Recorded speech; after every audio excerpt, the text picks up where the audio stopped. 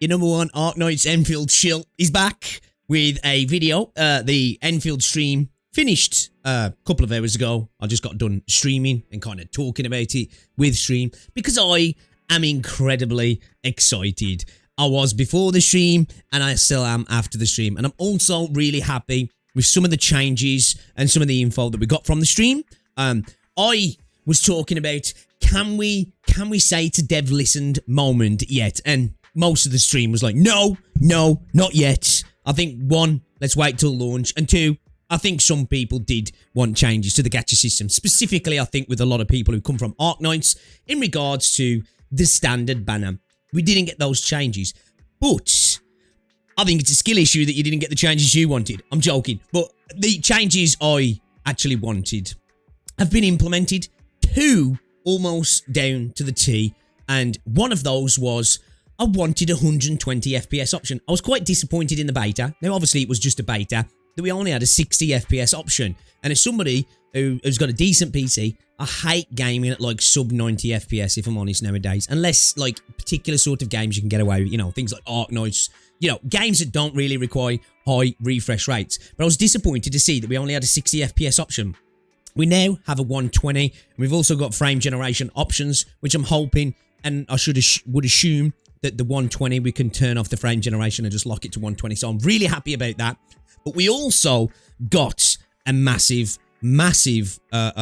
change as well to the game. So let's switch over. They've put up some posts on Twitter and let's talk about some of the changes that they made to the actual gameplay and how good they are, in my opinion.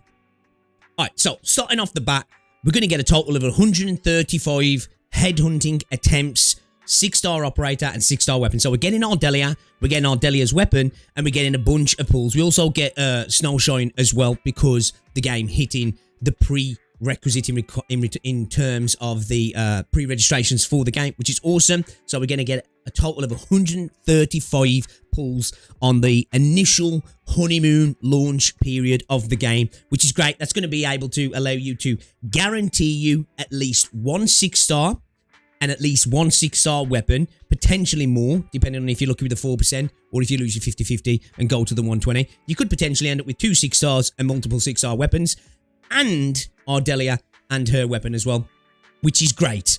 And we've also got some changes in regards to the gacha, some little additions that we still need some clarification on, if I'm honest, because for me, I was like, I don't know where we are with this, because they said something and they didn't really clarify. And that's that now, after 30 pulls, you will be entitled to pull 10 pulls.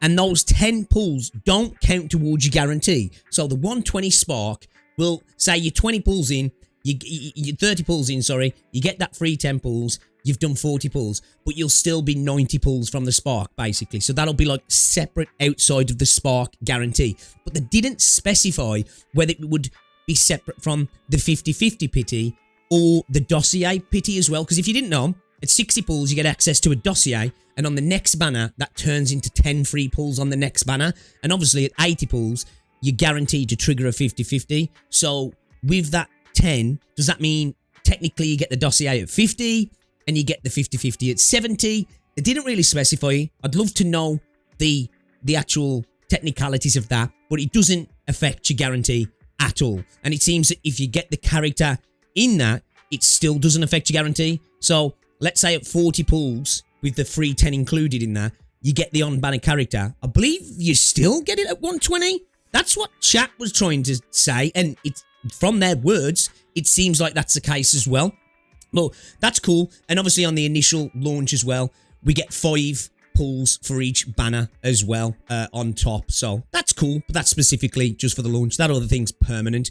One thing that we are getting that I am incredibly happy about, one of my biggest critiques in the closed beta was the gacha acquisition felt rough, right? The gacha system itself, I've got no issues with. Other people have. We don't need to get into that. The gacha system's what we're getting, right? But the actual gacha acquisition was piss poor, if I'm honest. We've now got new ways to actually get currency in the game through the new weekly routine, which is going to allow us to get Ouroboros and Arsenal tickets as well, which is awesome. Getting the Arsenal tickets is probably even a bigger deal than actually getting the Oracles, because it's great that we're getting the gacha currency as well. But the Arsenal tickets now, because this is a game that if you get really lucky on your gacha, it kind of punishes you, because you're getting less weapon pulls because they're based off your actual gacha pulls. So now you have a way to bolster up your actual Arsenal tickets through this weekly routine. So if you do happen to get lucky, you can still then pull on the weapons, or attempt to pull on the weapons, by doing these weekly routines. They did mention there'll be other ways to get Arsenal tickets through gameplay as well. So this is really good to see. This is a thing that a lot of people are asking for. Give us some sort of annihilation type mode where we can get currency. And this looks like this is basically going to be our annihilation of Endfield, which I am really, really happy about there.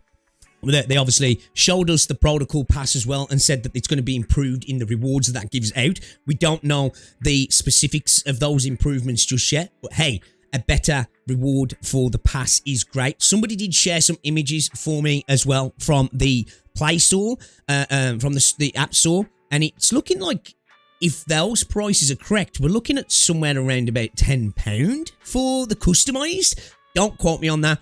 Obviously, that could change, and you got to take in currency differences into account with that also. But hey, more stuff in the pass is really good, if you ask me.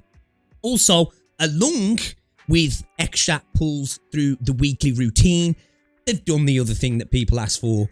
People were saying, give us more pulls out of the chests for exploration, because it's quite meager, and we're getting that as well. So not only are we getting more pulls from things like the weekly routine and Arsenal tickets, we're now getting more pulls from just exploring the game.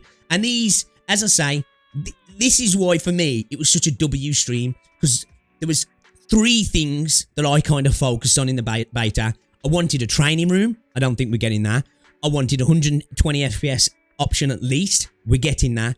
And I wanted more gacha currency. And they're doing it not only in, well, they're doing it in the way I asked, basically. I wanted more gacha currency, but I said, can we do it like this? Can we have some sort of annihilation type mode? And can we get more currency in the chests? And here we are. We're getting more in the chests as well. Now, this could be a double-edged sword for some people, and it'll make them think, fuck, man, I've got to FOMO explore now and maybe rush exploration. But as somebody who enjoys exploration, I'll just enjoy it at my own pace and have the bonus of getting extra pulls as well. So really, it's the middle ground where we're really doing well here. So the basic low level, we're getting an extra 5 pulls, 10 to 15. In the blue chest, 20 to 30. In the standard gold chest, we're going from 30 to 60. And in the upgraded gold chest, we're going from 60 to 100. And now there's going to be crates or chests that hold up to 150 Ouroboros in them, which is brilliant. The cynical part of my brain just hopes that all these numbers stay the same. Apparently, in the beta, somebody went through and collected every single chest, and we have a number of how many chests were in the beta. I don't know the exact number, but somebody does, and we could just keep an eye on if, because in my head, I'm like, they're giving us extra currency in the chests. Let's hope they don't reduce the amount of chests that are in the map, because that would be pretty sly. And I'm assuming these are just going to be extra chests that are throughout there as well, so we might end up with more, actually. So, more currency, and potentially more chests as well. And then obviously, we had a bunch of other cool stuff, right? We had some cool music. We got some teasers, potentially 2 new characters. Well, one we know for definite, and the other one we only saw a silhouette of, which obviously, that's cool. The music, man, I'm so happy with the PVs and the trailers, because I said this before the stream, actually, we were doing a bingo list, and I was saying, one of my disappointments so far with Endfield is the marketing's been amazing, but the actual specific trailers and PVs just haven't lived up to the Arknights standard, which is pretty high, granted. But I think in this live stream, they stepped it up. The Star Set one and the other 2 that I think we got now were amazing. They were really good. They, in my opinion, they definitely felt Hypergryph-esque, if you will, and I hope we get more of that after launch. It's not a big deal, right? Trailers and stuff really don't matter at the end of the day. It's the content that's in the game. Well, you know, Arknights always has this like orbit of just high quality stuff, music, trailers, events, everything, and it looks like we're starting to ramp up for that in Endfield as well. We got to listen to some other music through MSR as well. and it all just sounds so freaking good. Like I'm so happy about where the game looks like it's heading. We got a new additional mode as well for what I would consider either an event, possibly Endgame.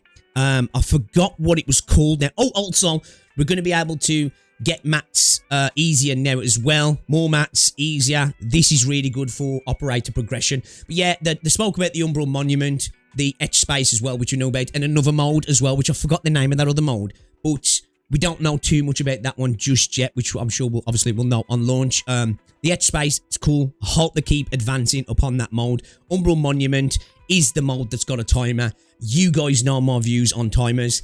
I fucking hate them, right? I'm not going to change my mind on that. At least with the baseline, it's like 10 minutes on that. But we'll have to see, because they did mention rewards that you'll get for doing things faster. So hopefully it doesn't just become a terror of adversity kind of mode where it's just like speed run the fuck out of you, optimize to get those extra rewards. But if it remains the only timer-based mode in that regard, I'll take it. But please don't let timers permeate through the rest of the game, Hypergryph. I don't like fighting timers. I like fighting content.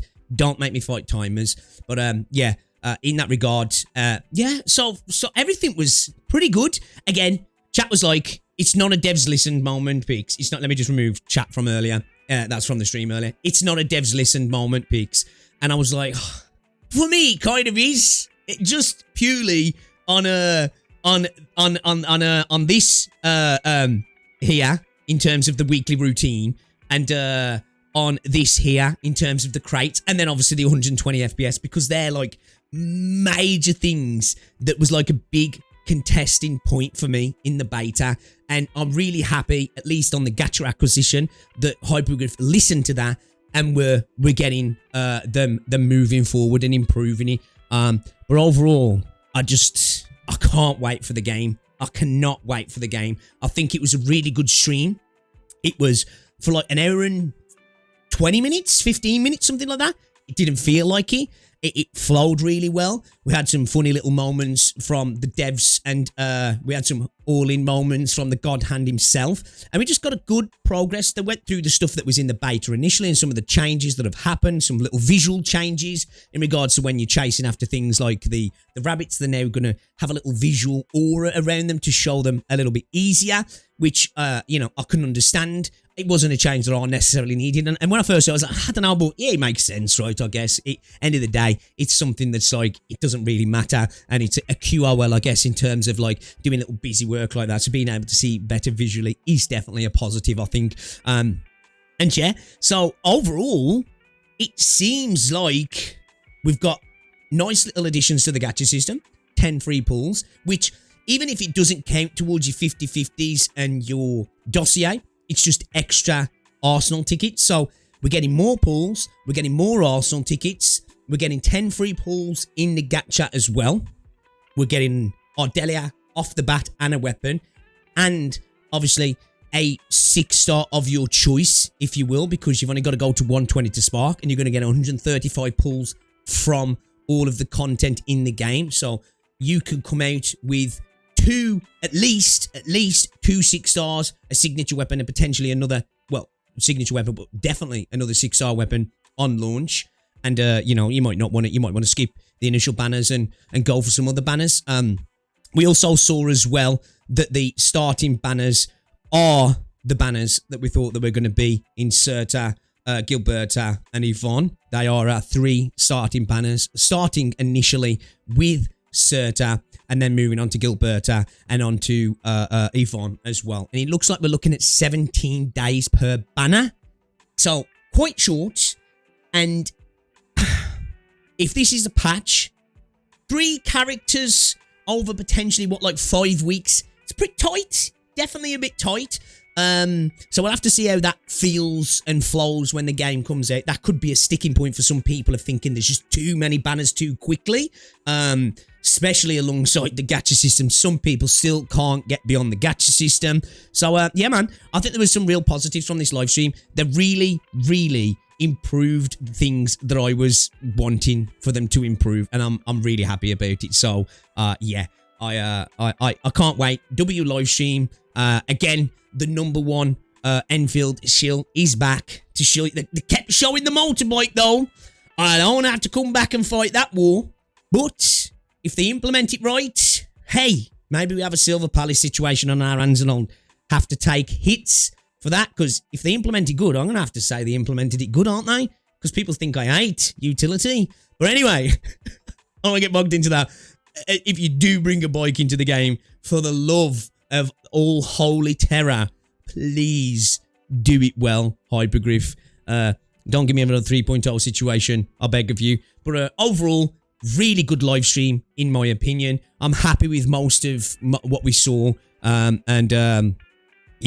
I've got no major complaints, if I'm honest. And I'm happy about the changes that they introduced, specifically the ones I asked for. But anyway, guys, I'd love to know what you thought down below about the live stream. Was it a W? Was the things you was disappointed about? I'd love to know the things that fell short for you. Let me know down below. And also let me know things that you're really happy about in the comment section, guys. If you've enjoyed the video, give it a like, subscribe if you're new, and I'll see you all in the next one. Jedi.